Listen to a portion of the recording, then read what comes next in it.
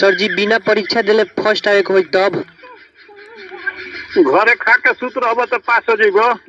First आवे के बा।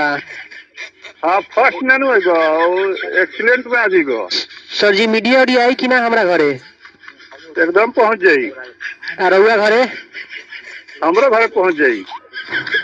ठीक बा सर, खा के सुता तनी मीडिया वाले के बुलाई। हेलो, परीक्षा कैसन जाता हो? ठीक है जाता। लिखाता कि ना?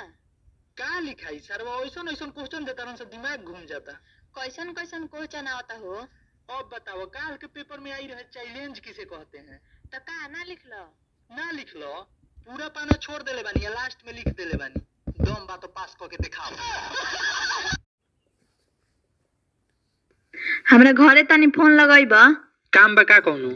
होली में अपना बहन के बोलाएम ना, तू लगावा ना फोनवा। अच्छा रुक। का भइल नहीं खेला गो?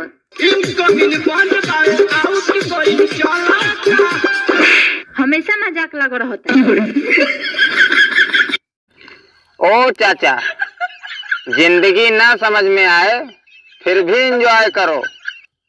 कच्चा बादाम गाना कौन सा समझ में आता है बताओ? बुबू भदा बादाम।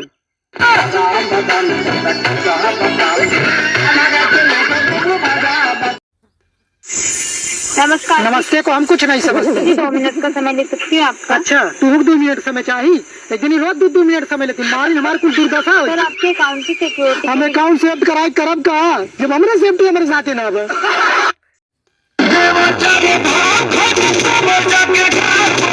हेलो, का हो? आज आएम न मिले? हाँ 12 बजे। 12 बजे का है? 10 बजे आई। 10 बजे ले तो सब कोई जागो रहता। हम सब नहीं खे जानत, हम 2 जगह जाए के संखा ले ले बानी। 3 दिन लगातार बारिश होने से लमसम 20 लड़कियों का मेकअप धुल गया, जिसमें से 10 लड़के मर गए, 10 लड़के भी भर्ती हैं। ए भाभी, का हो? भैया कहाँ बाड़न हो? एक सुबेरे से हमारे से झगड़ा कैले रहन। बतावा ना। बगीचे में बाड़न। बगीचा में? वही में तो वही नहीं है, कहाँ कोई बा? भंडार कोनवा पकोड़ के देखे।